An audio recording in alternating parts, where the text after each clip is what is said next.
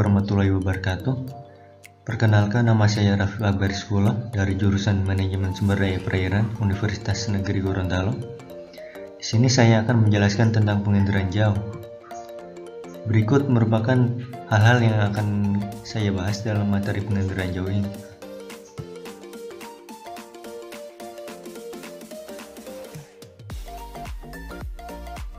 Yang pertama adalah definisi penginderaan jauh, kemudian yang kedua adalah tujuan penginderaan jauh, dan yang terakhir adalah komponen-komponen penginderaan jauh.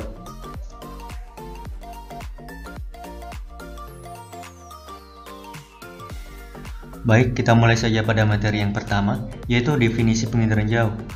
Penginderaan jauh merupakan suatu teknik untuk mengumpulkan informasi mengenai objek dan lingkungannya dari jarak jauh tanpa sentuhan fisik. Biasanya teknik ini menghasilkan beberapa bentuk citra yang selanjutnya diproses dan diinterpretasikan guna menghasilkan data yang bermanfaat untuk aplikasi-aplikasi di bidang pertanian, arkeologi, kehutanan, geografi, geologi, perencanaan, dan bidang-bidang lainnya.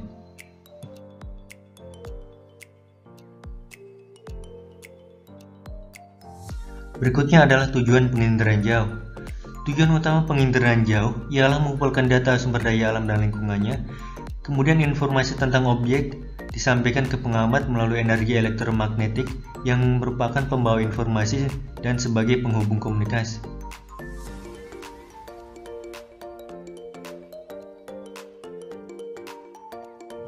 Materi selanjutnya yaitu adalah komponen-komponen penginderaan jauh.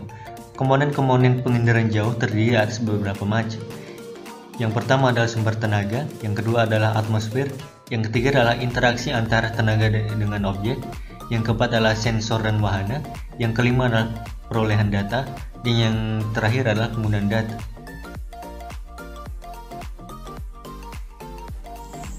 Berikut ini merupakan komponen-komponen inderaja. Yang pertama yaitu adalah sumber tenaga. Sumber tenaga dalam proses inderaja terdiri atas tenaga alamiah dan tenaga buatan. Tenaga alamiah yakni sinar matahari, sedangkan tenaga buatan adalah berupa gelombang mikro. Fungsi tenaga tersebut yaitu menyinari objek permukaan bumi dan memantulkannya pada sensor. Adapun jumlah tenaga yang diterima oleh objek di setiap tempat berbeda-beda. Hal itu tergantung pada keadaan cuaca, topografi, atau bentuk permukaan bumi dan waktu penyinaran. Kemudian yang kedua adalah atmosfer.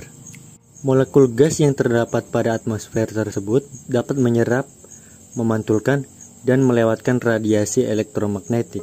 Oleh karena itu, di dalam inderaja terdapat istilah jendela atmosfer, yaitu bagian spektrum gelombang elektromagnetik yang dapat mencapai bumi. Dengan demikian, keadaan atmosfer sangat berpengaruh terhadap pancaran energi. Keadaan atmosfer dapat menghalangi pancaran sumber tenaga ke bumi. Kondisi tersebut menghalangi interaksi antara tenaga dan objek.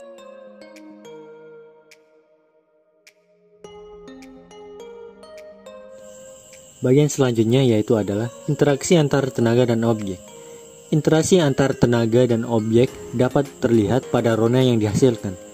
Setiap objek memiliki karakteristik yang berbeda dalam memantulkan atau memancarkan tenaga ke sensor. Suatu objek yang memiliki daya pantul tinggi akan terlihat cerah pada citra, sedangkan objek yang daya pantulnya rendah akan terlihat gelap pada citra. Bagian selanjutnya adalah sensor dan wahana. Sensor merupakan alat pemantau yang dipasang pada wahana, baik pesawat maupun satelit. Berdasarkan proses perekamannya, sensor dapat dibedakan menjadi dua, yaitu sensor fotografik dan sensor elektronik. Kemudian wahana. Wahana adalah kendaraan yang digunakan untuk membawa sensor guna mendapatkan data inderaja.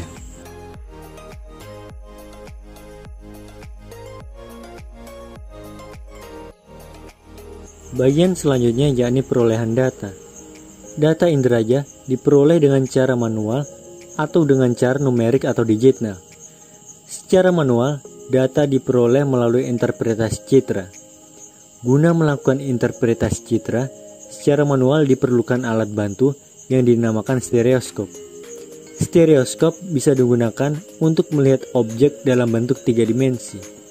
Adapun secara numerik, data diperoleh dengan menggunakan komputer. Bagian selanjutnya sekaligus bagian terakhir yakni pengguna data. Pengguna data merupakan komponen yang paling penting dalam sistem inderaja, yaitu orang atau lembaga yang memanfaatkan informasi hasil inderaja. Apabila tidak ada penggunanya, data inderaja tidak akan ada manfaatnya. Data inderaja sangat berguna untuk memperoleh data spasial yang dapat digunakan dalam berbagai bidang.